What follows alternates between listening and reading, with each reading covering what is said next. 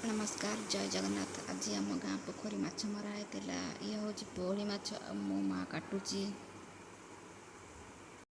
माछ धोईकी आणिकी एथेरे मु गोटे चामच लुण पकेइली, तापर गोटे चामच हलदी पकेइली। बर्तमान माछ को मु फेंटी नेबी और भल भाव फेंटी नेबी।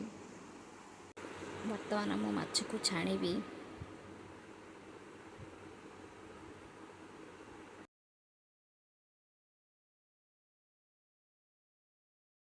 माछ टिके ब्राउन कलर हो आसला पर तापर मु माछ को बाहर कर नेली।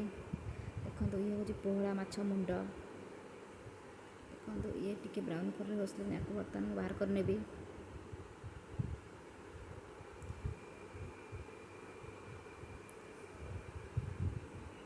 बर्तमान माछ छणा सरिला। तापर गैस लगे कड़ाई बसाई नहीं से चीनी गोटे चामच पकेइली।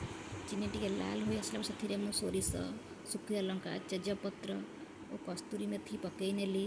ताको किछि समय मु फ्राए कर नेबी। पियाज अदा रसुण पेस्ट मु पकई नेली। तापर हलदी हाफ चामच, लुण स्वाद अनुसार मसाला को मु किछि समय फ्राए कर नेबी। बर्तमान मु धनिया गुंड, जीरा गुंड, चिकेन मसला पकई भल भाव फ्राए कर नेबी। तापर कटा होइतिबा टमाटो पकई नेबी। ताको किछि समय फ्राए कर नेबी। तापर जीरा सोरिष पेस्ट मु पकई नेबी। ताको किछि समय फुटई नेबी। देखंतु बर्तमान मसला सिझी आसलानी। एबे पोहड़ी माछ झोल प्रस्तुत।